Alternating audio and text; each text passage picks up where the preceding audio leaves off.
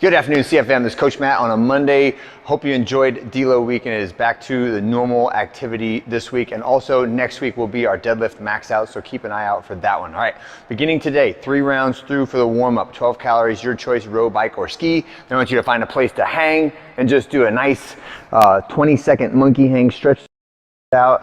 You can roll your shoulders around too. Don't think you have to just sit there still. You can move around a little bit if you want to add some kips, add some scap pull-ups. That is always good when we do our monkey hangs. Then we're going to do 5 monkey squats. So take my squat width stance, reach down like I'm doing a good morning, pull myself down to the bottom of the squat, and then twist both directions and then back up. All right, reach down, pull yourself down, twist both directions, and then stand, our monkey squats. And then our last one is some kettlebell windmills plus warm-up swings to prep us for the Metcon later. So for the first round, I would go light on this.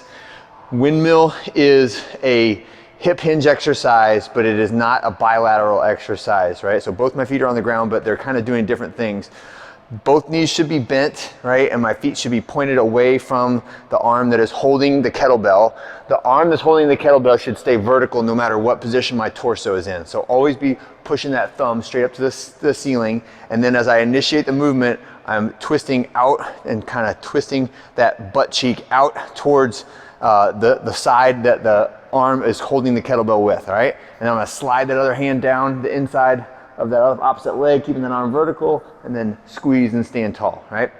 So one of the rules for the windmill is if I can hold this thing out at a weird angle like that, it's probably not heavy enough, right? So in order to get much stability out of this exercise, I have to use a kettlebell that is heavy enough that I am forced to maintain a vertical arms, because this one, if I get much further than that, I drop it, right? So in order for me to get the stability benefits and the core training benefits out of this windmill, I need to be using these relatively larger kettlebell and putting a lot more emphasis on keeping that arm vertical, okay?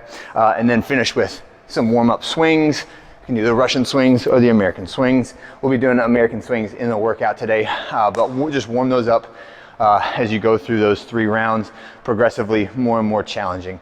All right, the strength work for today is all back squat with no superset, but this is gonna be 4 by 5, so it's only 20 reps, but it should be relatively challenging because the format of the squat is called a 1 1/4 squat, okay? So that means every rep of the squat, you're gonna actually do 2 bottom positions and then push up out of it, okay? So 5 reps of a 1 1/4 squat. So I'll take my normal squat with stance, I'll go all the way down, up to just past the sticking point, all the way down again, and then up, all right? So full speed, it is down, all the way up, right? That's 2, down, all the way up, 3, and I'm doing that for 5 reps, okay?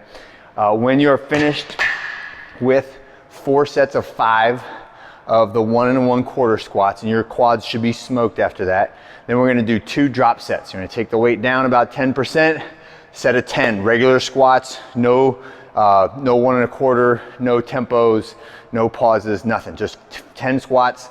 Immediately come to the bar, take 10% more off, rest 30 to 60 seconds, 10 more squats, okay? So those last 20 should be lighter and quicker, but they should build up a lot of fatigue and acid feeling in your legs, all right? That is it for our strength work. After that, we have a relatively short conditioning workout that is 30, 20, 10 calories on the rower and the American kettlebell swing. So American kettlebell swing is from the hips to the overhead position.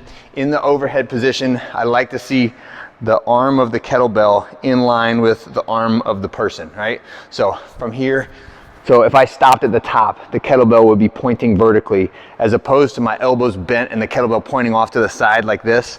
So a lot of times I see kettlebell swings kind of look like this. I'd rather see them like that, okay? That is it for today. Hope you guys have a great one. I'll see you on Tuesday.